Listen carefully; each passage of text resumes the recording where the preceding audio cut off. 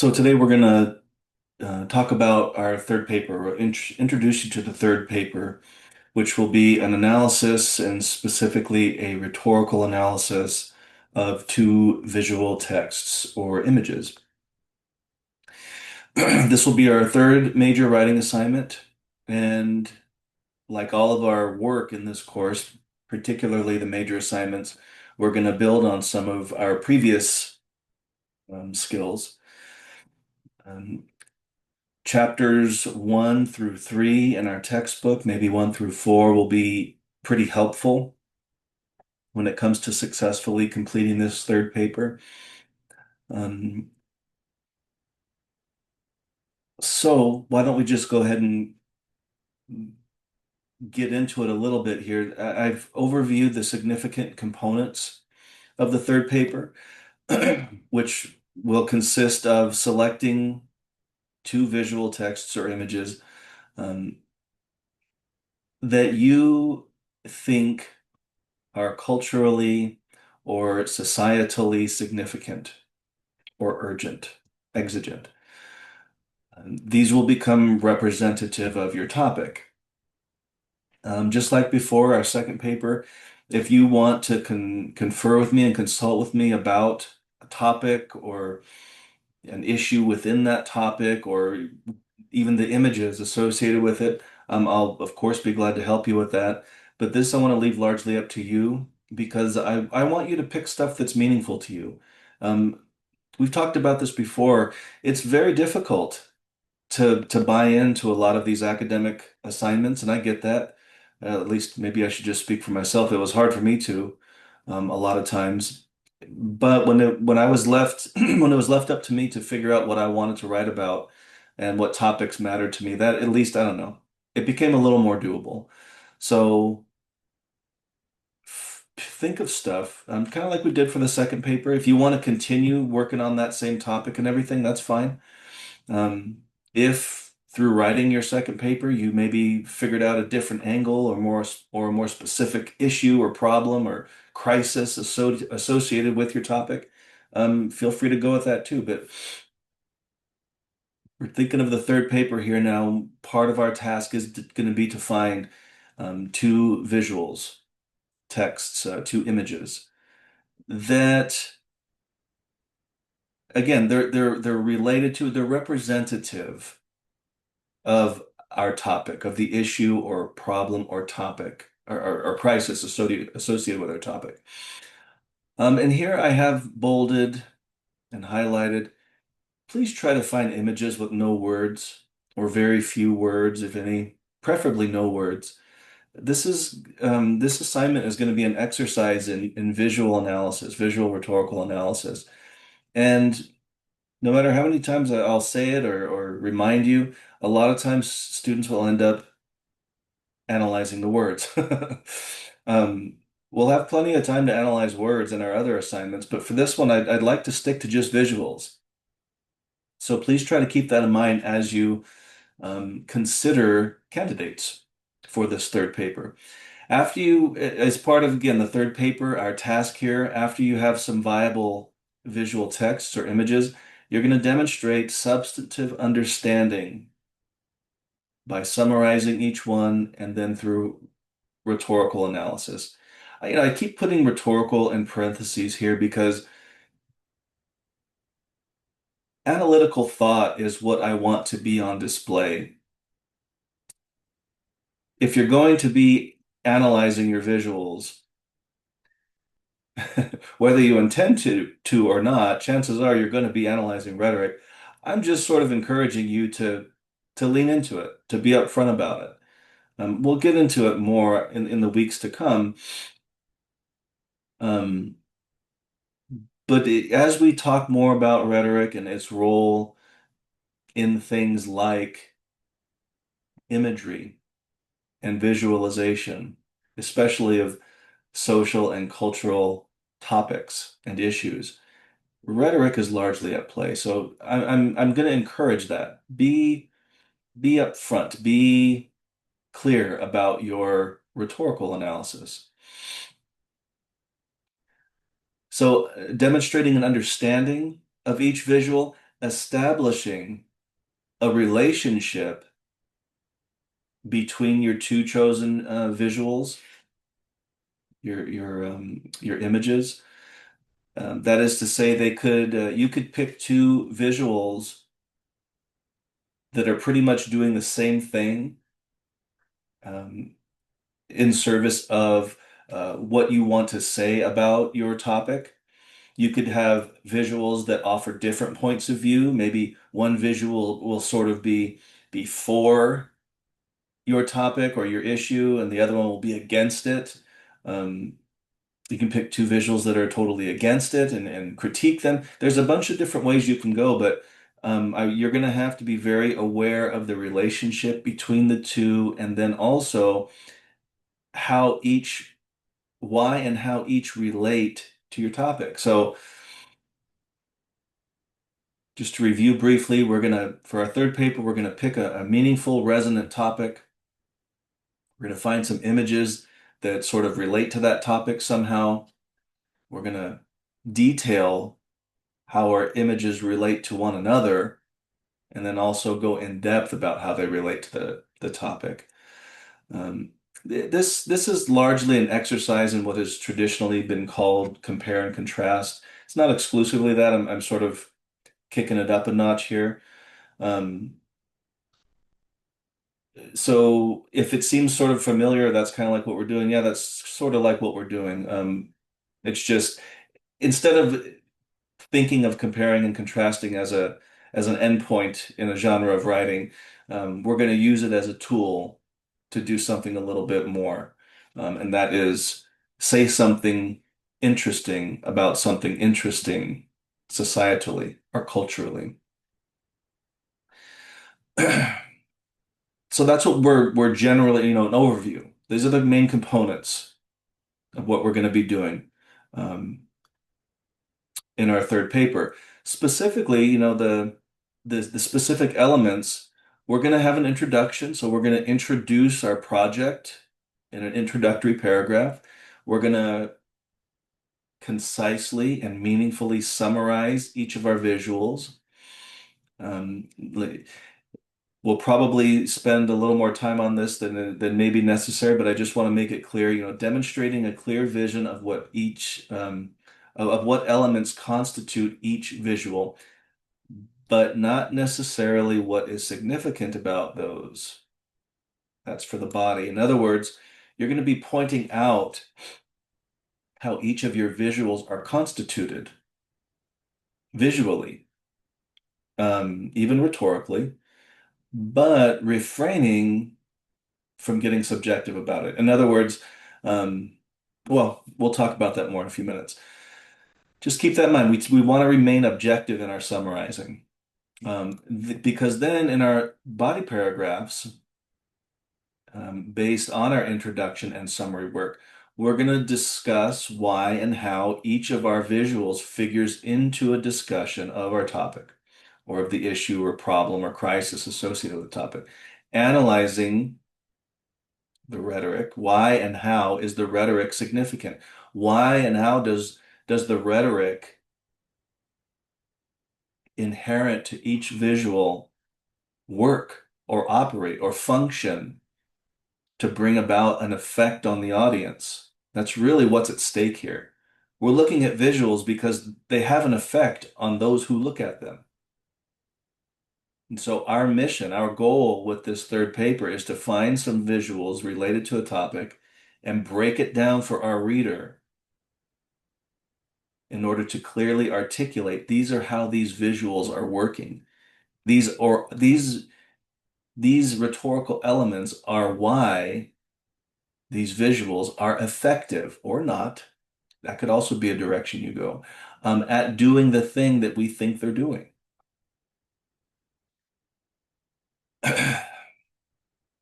So in an introduction, I have some reminders here for you. Try not to think of it as a checklist so much, but maybe if you wanted to think of it like a checklist, that'd be okay. In an introduction, we're going to be grabbing attention. We're going to be introducing the topic. Again, The goal of the introduction is to help situate the reader into the discussion that we're going to have. Um, you're going to set up the issue that you're focused on, the problem or the crisis, the urgency of the matter, if you want to put it in those terms, related to your topic. Again, this is going to further situate your reader. Similar to what we did in the second paper, you're going to at some point want to introduce your visuals, your images. Um, Not all the time, but oftentimes you can say something about where you found them, what was the source, maybe who was the artist or creator or designer of your visuals. Um, Maybe you can even briefly mention what you believe each one's sort of message is, or if you think it's making an argument or contributing to an argument, um, or what the purpose is, the rhetorical purpose. You don't have to go into depth here. This is just the introduction. You're just again helping your reader get an idea of what you're up to in this paper. I want you to briefly mention what you think the relationship is between your two texts. And then in your thesis statement, you're going to be, and we're going to talk more about thesis statements here with this third paper, not in this video, but over the next couple of weeks. So don't worry about that if you're worried.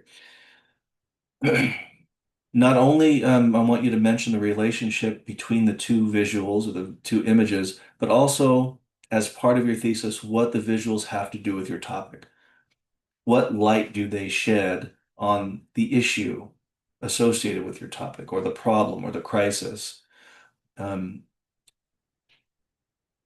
we're going to talk about it more in a minute, but you're going to be expected to identify a number of rhetorical strategies or rhetorical elements or rhetorical features from each image, from each visual text.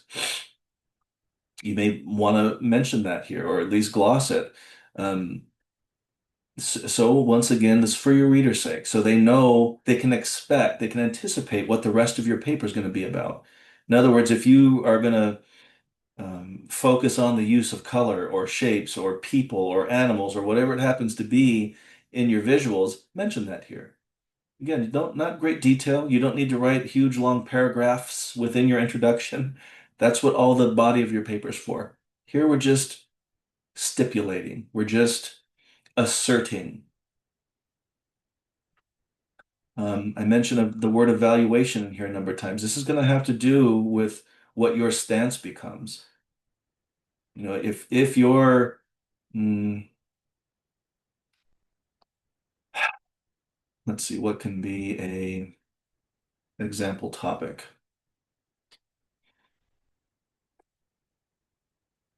I don't know. Immigration and the ICE raids. That's been topical in the news lately. If you have a particular stance on immigration and the ICE raids, and you find some imagery that speaks to that somehow, not with words, but with what's going on in the imagery, what are going to be the rhetorical strategies or features or elements from each one?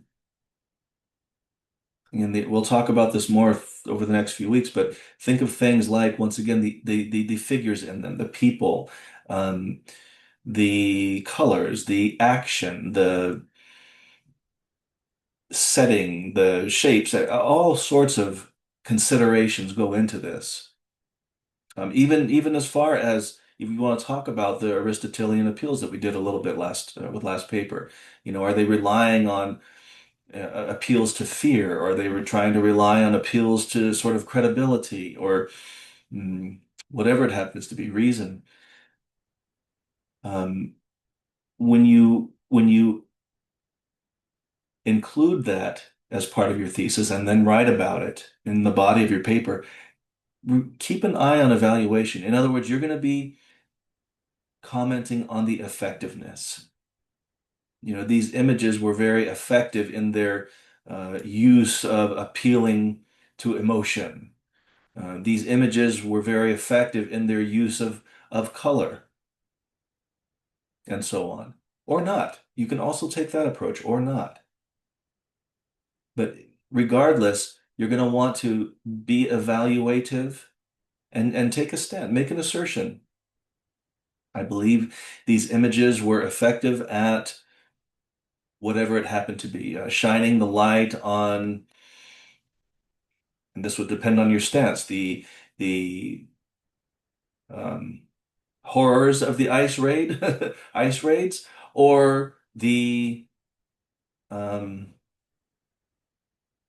law enforcement efficacy of the ice raids. Whatever your stance happens to be on the issue or problem or crisis that you identify,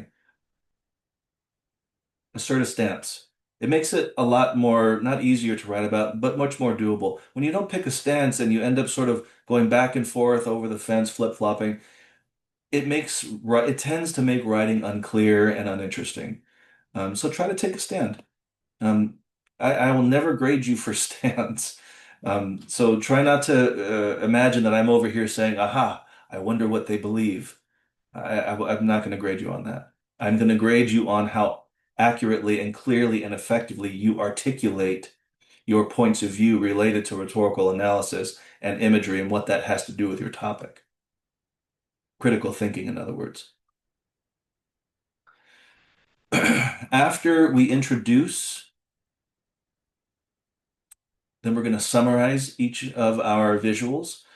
In your paper, I want you to embed or copy and paste or somehow include the visuals.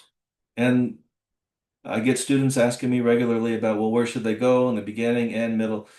Where you think it makes sense, where you think it makes sense aesthetically, where you think it makes sense with in terms of the logic of your paper. There's no right or wrong answer to this. In other words, I'm not going to, mark you off if you include them at the very end or right at the beginning. I'll say this, after you craft your introduction and you begin to summarize, many students, for whatever reason, find it um, effective or necessary to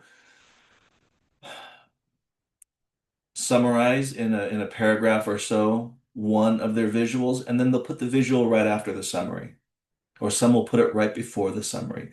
That way, um, there's a reference in proximity to their writing. They'll write in their summary, as you can see in the image above, or as you can see in the image below. It makes it more doable to write about it.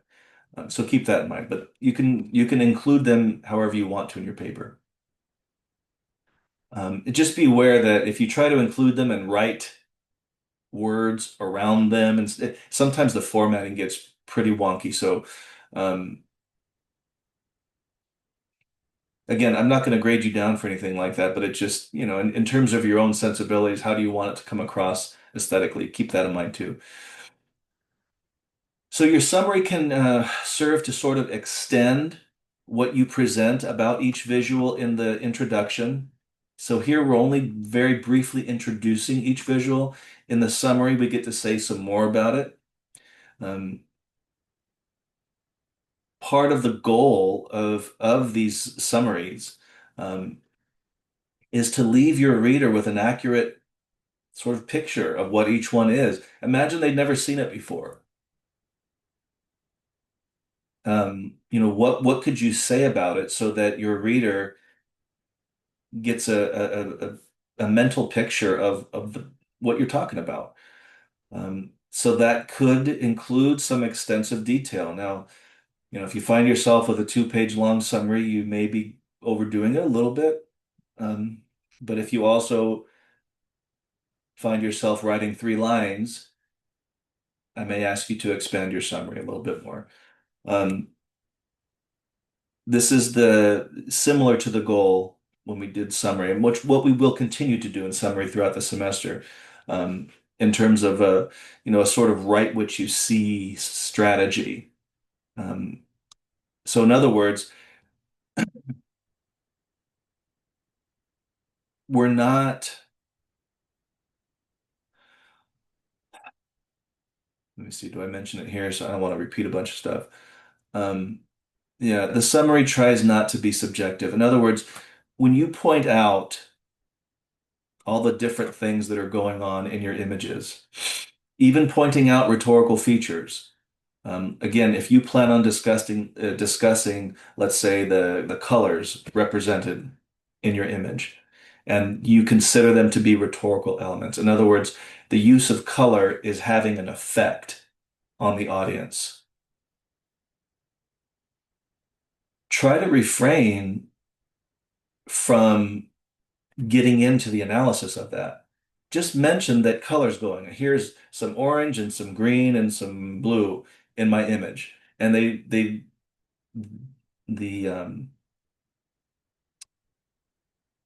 they figure in heavily to the design, or they are represented prominently in the design. In other words, you don't have to say they figure in heavily because they intend to persuade the audience, um, or leave the audience feeling particularly excited and happy. You don't have to get into the subjective part of it. Just say that they're there. There are also various figures in my image. There appear to be two adults and three children. You just sort of itemize what's going on in your summer, or what's going on in your visuals. We can say what all of it means later in the body paragraphs. That's all I'm pretty much saying here in this middle part. Okay.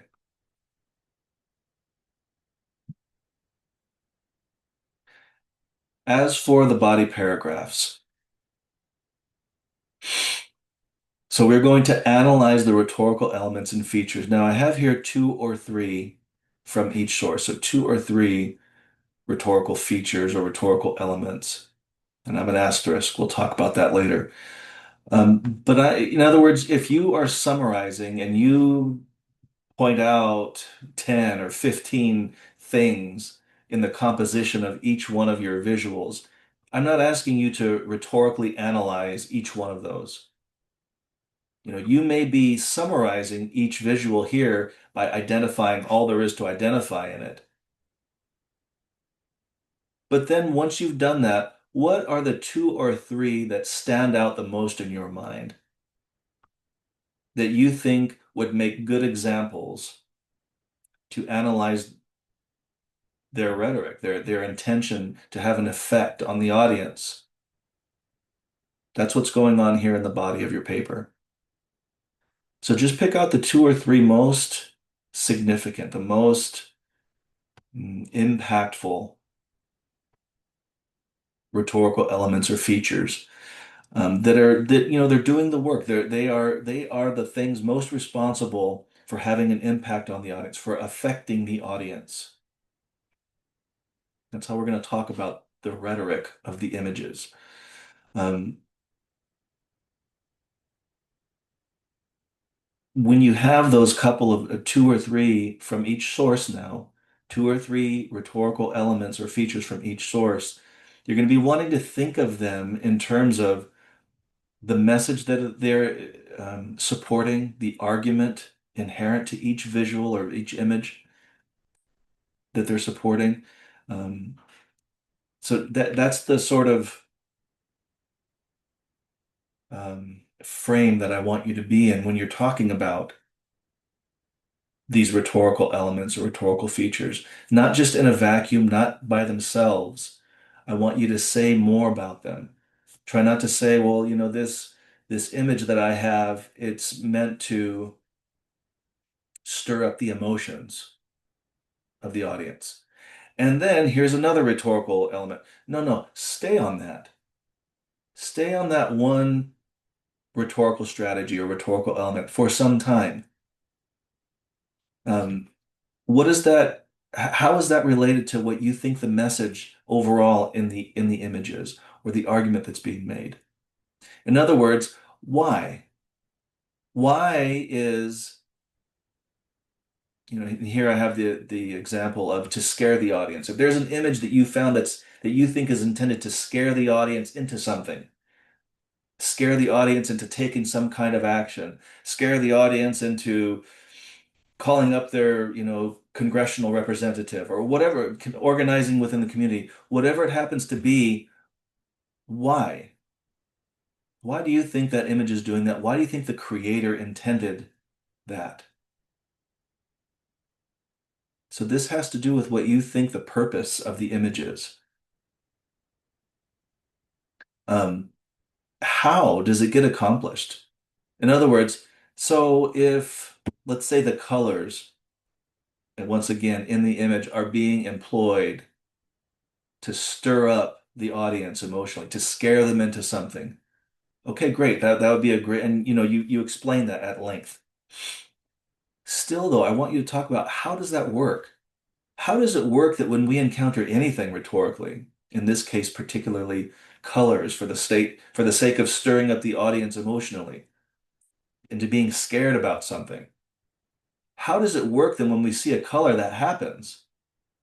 And so here, what I would want to hear from you is a sentence that begins something like, when the audience sees blank in the image, in other words, the rhetorical feature, when they see the color blank in the image, or when they see this particular figure in the image, when they see this shape in the image, the audience probably feels like, and then you explain it. You're going to want to put your discussion in this analysis part. You're going to want to put it in terms of audience. What do you think is happening with the audience? And for the sake of what? This gets back to purpose. This rhetorical feature is being employed intentionally by the designer or creator of this image because they want to do something to the audience. They want to scare them into something or make them angry about something so that they will do what? Instead of just itemizing, this image uses blank appeal, this image uses shapes, this image uses color. If that's your strategy for writing this paper, you're gonna have a lot of this. I'm gonna ask you over and over, why and how is this important? Why and how does this matter? Why and how any of this? Okay. This is important too. A lot of times students, for some reason, decide that they want to sort of um, mush everything together into like these big heaping paragraphs. And I'm suggesting, I'm not going to demand it. I'm not a very demanding kind of teacher, but I want to encourage you to avoid that. Instead, for each of your two or three rhetorical elements or features that you find for each image that you identify in each image, plan on composing a separate body paragraph for each one, complete with its own topic sentence that sort of relates back to your thesis statement. We're going to talk about that more, don't worry. Um, so in other words, if you're writing about three rhetorical features or elements from each image, you should have at least six body paragraphs handling those.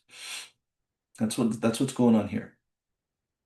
Otherwise, if you were to just smush everything together into one big paragraph, I can't say this is a for sure thing or it's a rule or anything, but in my experience, what tends to happen is I think students feel pressure to not have too lengthy of a paragraph, so they'll end up talking about three different rhetorical features in one very brief paragraph. And the attention that you might otherwise give each of the discussion points tends to evaporate. And so by comparison, your discussion of these rhetorical features and elements, the thing that's supposed to, constitute your rhetorical analysis, it ends up being very superficial. So when you separate things out into each having their own body paragraph, it tends to give you the space and the, the sort of permission. Um, it sort of compels you to want to say more about it because you don't want to just sit there with a two-sentence long paragraph. Hopefully that bugs you. And hopefully you say, nah, I got to write more about this one. We'll talk about that more too. Um,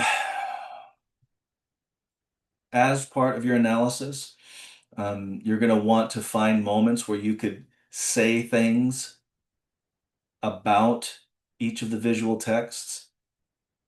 You know, are they doing the same thing but using different subject matter? Are they sending the same message? Um, is one for and one's against? And you would say things in your writing like, though this image is addressing this part of the discussion, the other image, if you'll recall, addresses a different point. However, they both use the same strategy, etc. You'll want to take moments in your body paragraphs as you're composing each of your body paragraphs. Run a check. Do I need to say anything about the other image? Is there an interesting point of comparison here? Is there an interesting point of contrast going on here? Not don't You don't have to do it for every single one, although you can, and I encourage you to, It- especially if it's interesting. I think some of the most interesting ones are when students find images that are representative of opposite points of view on a topic. A lot of times, images and rhetoric in general, they'll have different points of view, but they'll adopt the same strategy, like an emotional appeal. Both will be appealing to the fear-based emotions of the audience, but to try and convince them to go to different conclusions. And those are some of the most interesting moments. But it's also interesting if you have images and visual texts that are both representing, say, your point of view, the one that you happen to believe in, but they use wildly different strategies. That's also interesting. Just take moments to try and find those, is all I'm saying.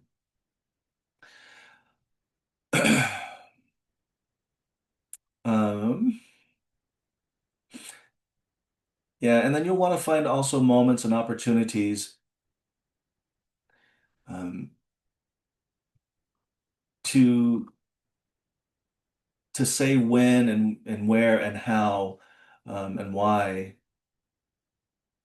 your discussion of the rhetoric in your images and the images themselves again relate to your topic.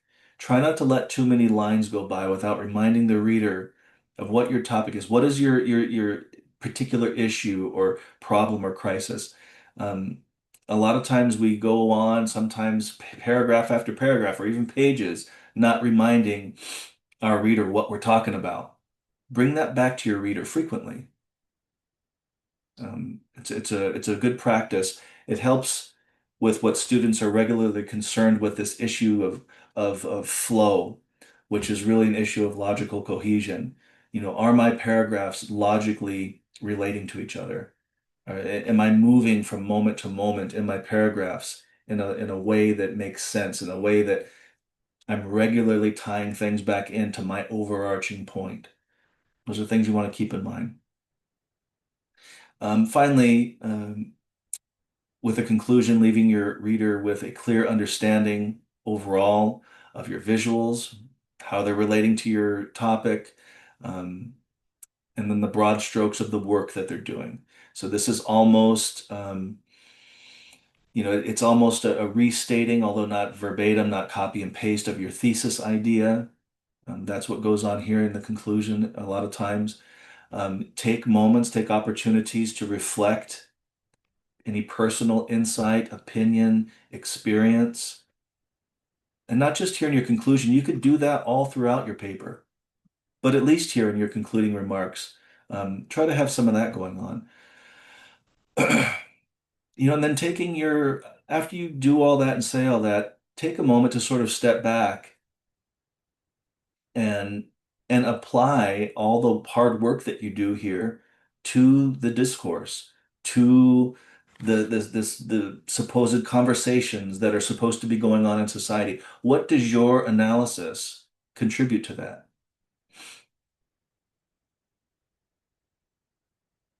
In other words, if you were to take your voice away from this, would it matter? Hopefully, yes. Hopefully, you would say, yes, that would matter. My voice is important. It needs to be a part of this discussion, especially since I did all this rhetorical analysis. So, yes. And then what does it mean? Make sure you convey to your reader in a way that they can understand that your voice is important. All right. Just some administrative stuff then. I want you to take a shot at here a works cited or a references page, depending on if you use MLA or APA format. Um, a lot of this is in our textbook. A lot of it you can find online. Of course, we have our writing center. By the way, another plug for the writing center. If you think you might want to take a shot at tutoring, they're looking. Writing centers are near and dear to me. Similar to our second paper, not going to go into the whole explanation of it. You can check back at some of our previous discussions about why and how I conceive of these page limits and page recommendations. Try to aim for about 5 pages, 5 full pages, not counting your visuals. If you're over here on this short end, that's where you end up. I want you to I want you to hear this. Remember this in your head. Oh, Professor Justin, he's probably gonna ask me to expand my analysis because I don't know, some high percent, 90 something percent of the time, that's what happens. Students will write papers that come in around 3 pages, and I find myself commenting a lot about analysis. I don't usually have much to say when papers are over here. Um, 5 pages. That's pretty much that's a good place to be, especially again, if you've got we'll talk about this now. If you've got a couple, at least two, if not three, rhetorical features or elements per image, that's 6 body paragraphs potentially just of rhetorical analysis, not counting introduction, not counting summary paragraphs, not counting conclusion. So that's going to take some space. All right. So the asterisk, I don't want to scroll up because I guess it's jarring to the eyes. There's an asterisk when I talk about this up in the prompt. You're welcome to only pick out just a couple, just two rhetorical elements or features per image. But if you do, they better be important. In other words, don't just pick two because you think it means less work. Um, I'm going to be scrutinizing your analysis a little more. I mean, that's probably a misnomer. I'm still going to expect you to produce effective, thoughtful, robust analysis in either case. It's just that here, I think I would naturally expect that you would have more to say if you were only going to pick two. It's because these features are very important and maybe they figure in differently or in multiple ways compared to these other, if I were to have picked three. Maybe if you pick three, they're just straightforward, single focus of what they're doing rhetorically. But maybe if you pick two, they're a little more multifaceted, multidimensional. Um, anyway, I wanted to point out you're welcome to only pick because I say this because some visuals they don't rely on a whole lot of rhetorical appeals. I mean, some of them, almost all of the rhetoric inherent to them will be geared toward particular ends. So you don't have a lot of choices. And so to pick just a couple of the most prominent ones, I'll have students ask me, in other words, well, I can't really, there's a lot going on in the picture, but not a lot of it seems like I can talk about it very much. Okay, fair enough. Just pick a couple then, but talk about them more, write about them more. And here we have the due date and everything. Okay, so I think that's pretty much all I've got to say about this prompt. Of course, we'll be working with it this week, asking questions, clarifying matters. But if you want to discuss it through email or virtually, please do. Okay, talk to you later.